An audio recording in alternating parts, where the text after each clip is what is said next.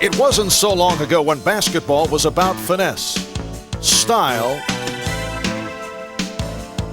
and grace.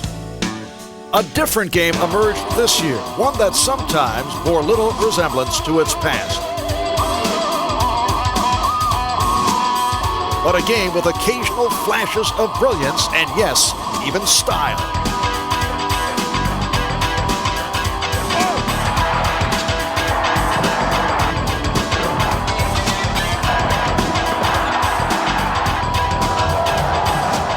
For the first time in about 15 years, there was no great star that kind of transcended the game. No Magics coming down and making no-look passes. There was no one gliding to the basket. There weren't as many Jordans out there.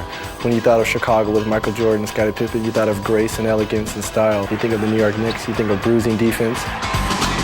Not even the Knicks' vaunted defense could hold off a runaway Rockets team in an early season preview of the championship series. New York was Houston's 15th straight victim as the Rockets won 22 of their first 23 out of the gate.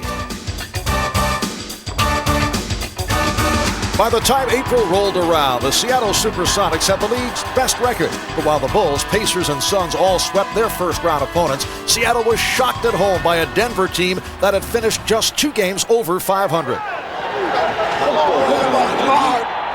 That left home court advantage to the Rockets, who quickly returned the favor by squandering their first 2 home games against the Suns before taking the series in 7.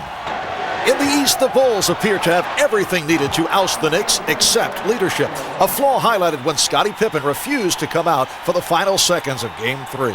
Scottie Pippen sitting out the last 1.8 seconds in Game 3 was, I think, kind of a defining moment for the Bulls. Deserting your teammates in those last few seconds is probably the cardinal sin in team sports, and I don't think he'll ever live that down. Interesting, Pippen is not on the floor here.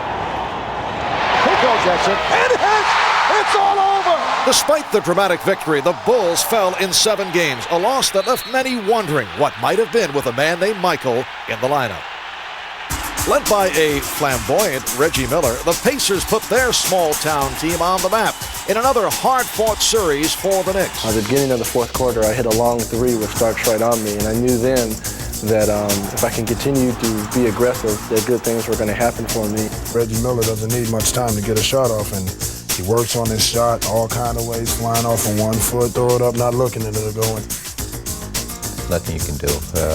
Basically just sit back and watch him do his thing. And that night right there, he did his thing. But it was Patrick Ewing who did his thing in the final game.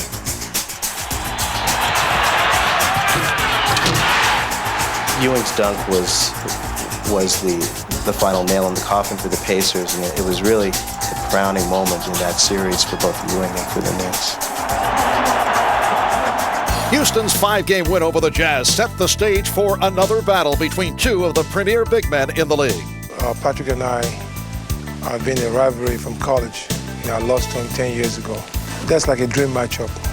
Playing a championship game with your rival, your best competition. The Rockets established the pace in Game 1.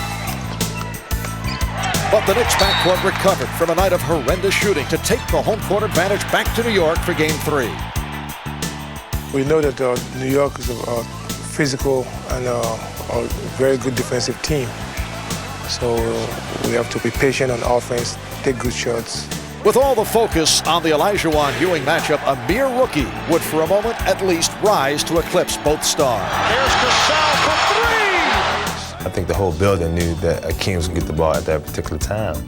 The Knicks left me open at the top of the key. I just took the open shot, and I made the open shot. The Knicks' physical play finally took its toll in Games 4 and 5. We just went reckless on the boards. We was getting 2nd, 3rd, and 4th shots and fumbling, and we getting all loose balls. And I think that made the biggest difference. And the Rockets returned home facing elimination.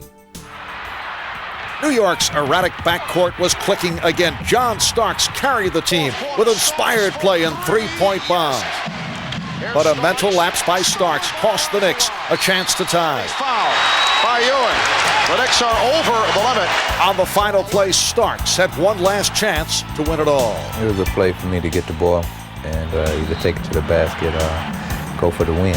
And my whole attitude was I was going to go for the win. I was so nervous. I put my head in the palm of my hands. I couldn't watch the play.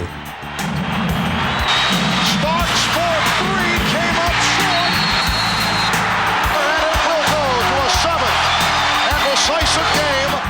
And I was very happy just to be around the ball. Barely touch it, but that was good enough. The epitaph of Game 7, live by the bomb, die by the bomb. By Kenny Smith. John Starks for three. Cannot get Starks could not find the stroke, yet he continued to fire away. Starks is now 1 for 13. Usually when I come in big games, I have butterflies because it keeps me on my toes. And I came in that game without butterflies and just totally too relaxed and just didn't go out and play the game. My teammates did their job. I just didn't do my job. Starks again for three.